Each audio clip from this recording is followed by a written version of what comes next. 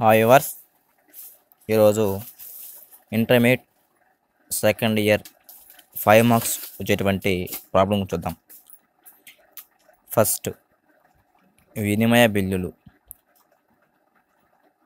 Amar July 1, 2015 తేదీన 10,000 రూపాయలకు సరుకును సుందర్కు అరువుపై అమ్మినాడు. అదే రోజు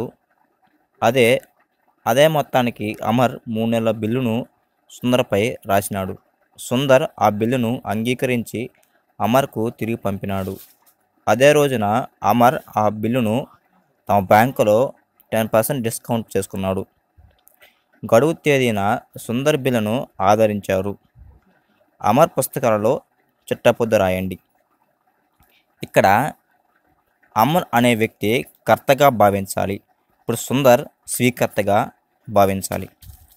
ఇక్కడ గడువు తేదీన బిల్లును బ్యాంకులో డిస్కౌంట్ చేసుకున్నాడు. సో లెక్క చూసినట్లయితే ఫస్ట్, అమర్ జూలై 1, 2015 తేదీన 10,000 రూపాయలకు సరుకును సుందర్కు అరువుపై అమ్మినాడు. ఇక్కడ వరకు మనకు చిట్టపట్టడం జరుగుతుంది. అదేంటంటే సుందర్ ఖాతా డటార్ టు అమ్మకాల ఖాతా ఎంత? 10,000 రూపాయలు. 10,000 రూపాయలు. తేదీ 1/7/2015 రూపాయలు.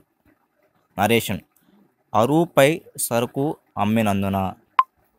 సెకండ్ వన్,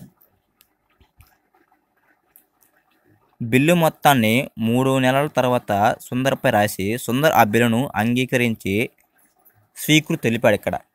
సో దానికి వచ్చేసి 1/7/2015 తేదీన వసూలు బిల్లులు ఖాతా టెటార్ టు సుందర్ ఖాతా 10,000 రూపాయలు. 10,000 రూపాయలు. సుందర్పై 3 నెలల బిల్లు రాసి స్వీకృతి పొందినందున. థర్డ్ వన్, అదే రోజు అమర్ ఆ బిల్లును బ్యాంకులో 10% డిస్కౌంట్ చేసుకున్నాడు. సో మనకు డిస్కౌంట్కి రాసుకోవాలి. సేమ్ డేట్ 1/7/2015 తేదీన బ్యాంకు ఖాతా డెటార్, డిస్కౌంట్ ఖాతా డెటార్ టు వసూలు బిల్లులు ఖాతా 10,000 రూపాయలు ఇంటూ 10/100 ఇంటూ 3/12 అంటే 250 రూపాయలు వస్తుంది. సో బ్యాంక్ ఎంత అవుతుంది? 19,750 రూపాయలు. సో వసూలు బిల్లు మొత్తం ఎంత? 10,000 రూపాయలు. ఇక్కడ 3 నెలలు, జూలై తర్వాత 3 నెలలు అంటే ఆగస్ట్, సెప్టెంబర్, అక్టోబర్. ఈ 3 నెలలు అంటే 3 రోజులు అనుగ్రహ దినాలు ప్లస్ ఈ 3 నెలలు కలుపుకుంటే 4/10/2015 తేదీన గడువు తేదీన ఇక్కడ చిట్టపొద్దు రాదు. సో ఇవి చిన్న లెక్కేస్తే మనకి 5 మార్క్స్ రావటం జరుగుతుంది. Thank you.